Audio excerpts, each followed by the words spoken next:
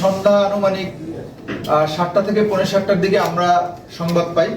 আমি সংবাদ পাই যে আমার গোয়েন্দা শাখা আর কি ডিএসবির মাধ্যমে যে একটা পোড়া লাশ ধামরাট থানার একটা আম বাগানের মধ্যে পড়ে আছে।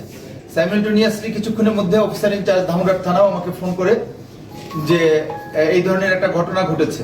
তার সাথে সাথে আমি অফিসার ইনচার্জ ধামরাট থানা মিন্টুকে আমি বলি যে একটা বড় টিম নিয়ে আপনি দ্রুত রওনা হন, এবং আমি অতিরিক্ত পুলিশ সুপার পত্নীতলা সার্কেল জনাব শরীফকে বলি যে তুমি দ্রুত পিওর দিকে রওনা হও।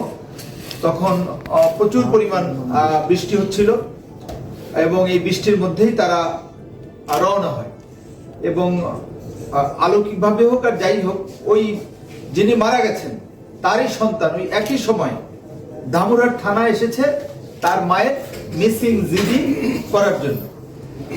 তা অফিসার ইনচার্জ রওনা হয় এবং ওই যিনি মিসিং জিডি করেছেন তার সাথে যখন কথা বলে তখন জানতে পারে যে তার মায়ের নাম হচ্ছে মেরিনা বেগম। তা প্রচন্ড বৃষ্টির মধ্যে থানা থেকে প্রায় 24-25 কিলোমিটার দূরে ঘটনাস্থলে পৌঁছায়। তখন পুলিশ দেখতে পায় যে একজন মধ্যবয়সী মহিলার আগুনে পোড়া মৃতদেহ, তার পাশে ছড়িয়ে আছে তার ব্যবহৃত জিনিস, বিশেষ করে যে প্রসাধনী সামগ্রী যেটা দেখছেন এই প্রসাধনী সামগ্রীগুলি ছড়িয়ে আছে, পরিচয়পত্র আছে।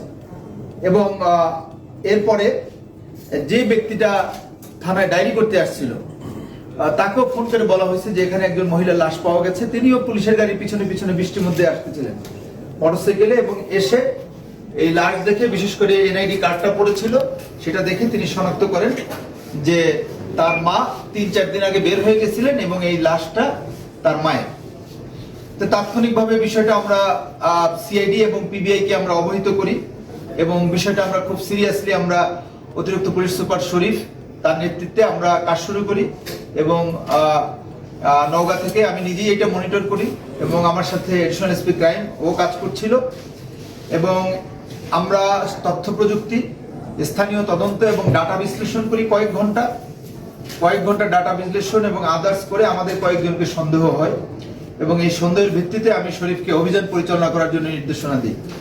এবং মধ্যরাতে প্রচন্ড বৃষ্টির মধ্যে আমরা অভিযান পরিচালনা করে স্থানীয় সাবেক মেম্বার বাবুল হোসেন, তার বয়স 49 বছরের মতো, তার বাড়ি ধামরাট, তাকে গ্রেফতার করি, এবং তার দেওয়া তথ্যের ভিত্তিতে আমরা অপর আসামি তারেক রহমানকে, বয়স 21, তার পিতা মোজাম্মেল হক, তাকে আমরা গ্রেফতার করি, এবং এই দুইজনকে আমরা ব্যাপক জিজ্ঞাসাবাদ করি।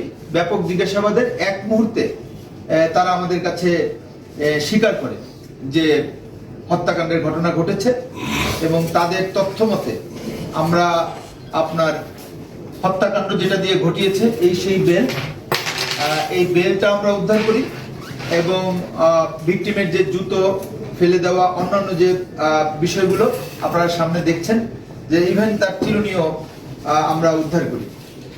এবং আমরা জানতে পেরেছি যে এই দুইজন ছাড়াও আরো দুইজন এই হত্যাকাণ্ডের সাথে ছিল।